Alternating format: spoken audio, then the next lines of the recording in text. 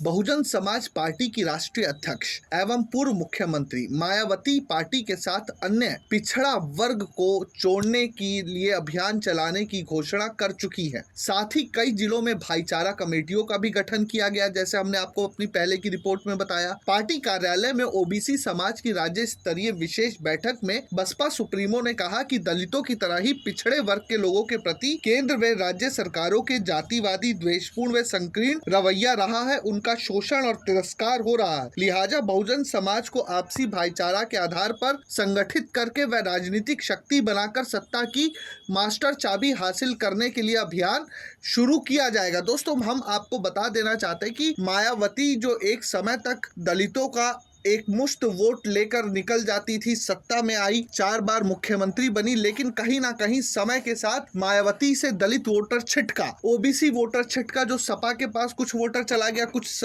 Voter BJP के पास चला गया। अभी हाल ही में लोकसभा चुनाव हुए 0 सीट। इससे पहले के चुनाव में जब अखिलेश यादव के साथ गठबंधन था तो 10 सीटें मायावती ने जीती, लेकिन अब मायावती की पार्टी 0 सीट पर आ गई। विधानसभा में भी बात करें तो मायावती के पास सिर्फ एकमात्र विधायक है, उमा शंकर सिंह, जो कि अभी आय से ज्यादा पैसा रखने और संपत्ति के मामले में बताया जा रहा है कि उनके ऊपर विजिलेंस की नजर है। ऐसी बातें मीडिया में घूम रही है। हमने भी आपको अपनी रिपोर्ट के माध्यम से बताया। कहीं ना कहीं चंद्रशेखर आजाद रावण भी मायावती के लिए चुनौती तो जरूर बने। नगीना सीट जो एक समय तक बीएसपी का गढ़ मानी जाती थी, चंद्रशेखर आजाद ने उसको छीन लिया। चंद्रशेखर आजाद वहां से मौजूदा सांसद है आजाद समाज पार्टी कांशीराम जो मायावती के राजनीतिक गुरु मसीहा है, उस पर भी चंद्रशेखर आजाद ने कहीं ना कहीं पार्टी के साथ ये कांशीराम जी का मान्यवर कांशीराम जी का नाम जोड़कर उन पर भी अपना एक आधिपत्य जमाने की कोशिश की।